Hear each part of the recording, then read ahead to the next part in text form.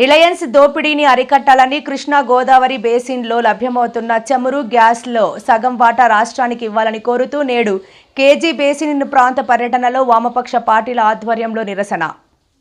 ఈరోజు అంతర్జాతీయంగా gas oil ధరలు విపరీతంగా పెరిగిపోయి దొరకకుండా బ్లాక్ మార్కెట్లో సైతం అమ్ముతున్నటువంటి ఒక సంక్షోభమైనటువంటి పరిస్థితుల్లో మన రాష్ట్రంలో ఈ కేజీ బేసిన్లో లభిస్తున్నటువంటి ఆయిల్ గ్యాస్ మీద మన రాష్ట్రానికి ఎలాంటి హక్కు లేకపోవటం అనేది ఈరోజు మనకు ఒక శాపంలాగా మారింది. ఒకవైపు ఏమో మొత్తం ప్రపంచ మార్కెట్ అంతా అమెరికా శాసిస్తుంటే, రెండో వైపున మన దేశంలో మన రాష్ట్రంలో ఉన్నటువంటి సహజ వనరులన్నింటినీ కూడా రిలయన్స్ కంపెనీ శాసించడం వల్ల ఈరోజు ప్రజలకి ఈ దుర్గతి పట్టింది.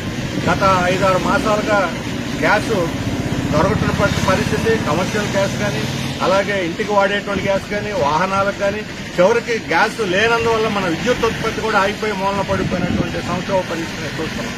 ఇదంతా కూడా ప్రైవేటీకరణ విధానాల ఫలితంగా ఈ ప్రభుత్వం కానీ, గత ప్రభుత్వాలు కానీ, అంబానీ లాంటి రిలయన్స్ పెద్ద కంపెనీల కొమ్ము కాసి మన ఈ సంపదను, ఇక్కడ ఉన్నటువంటి కేజీ బేసిన్ల సంపదను వాళ్ళకి మొత్తం ఆశాంతం అప్పచెప్పేశారు. ఓఎన్జీసీ కేంద్ర ప్రభుత్వం వేల కోట్ల రూపాయలు పెట్టుబడులు పెట్టి గ్యాస్ ఉన్నదని నిక్షేపాలు కనుక్కున్న తర్వాత ఎలాంటి పెట్టుబడి, మనం 2,500 కోట్లు గవర్నమెంట్ పెట్టుబడి పెడితే 500 కోట్లు కూడా పెట్టుబడి పెట్టని రిలయన్స్ కి ఈ రోజు మొత్తం పెత్తనం పోయింది. రోజుకి 21,000 టన్నుల గ్యాస్ ఇక్కడ తయారవుతుంది. మన రాష్ట్ర అవసరం 4,000 టన్నులు సరిపోతుంది. ఇందులో సగం మన రాష్ట్రానికి ఇవ్వాలని 12th ఫైనాన్స్ కమిషన్ సిఫార్సు చేసింది. పార్లమెంటరీ స్టాండింగ్ కమిటీ సిఫార్సు చేసింది. అన్ని పార్టీలు అందులో ఉన్నాయి. ఆ ప్రకారం మనకు గాని గ్యాస్ వచ్చుంటే ఈ రోజు 200 రూపాయలకే గ్యాస్ సిలిండర్ ఇవ్వచ్చు. అంతేకాదు, దీనివల్ల ఈ రోజు ఉన్నటువంటి ధరల్లో 10,000 కోట్ల రూపాయలు ఒక గ్యాస్, మనకొచ్చే 50% గ్యాస్ అమ్ముకుంటే ప్రభుత్వానికి ఆదాయం వస్తుంది. ఇది కాకుండా ఆయిల్, పెట్రోల్, డీజిల్ రేట్లు కూడా పెరిగిపోతా ఉన్నాయి. అంతర్జాతీయ రేట్లకు మించి కూడా పెరుగుతూ ఉన్నాయి.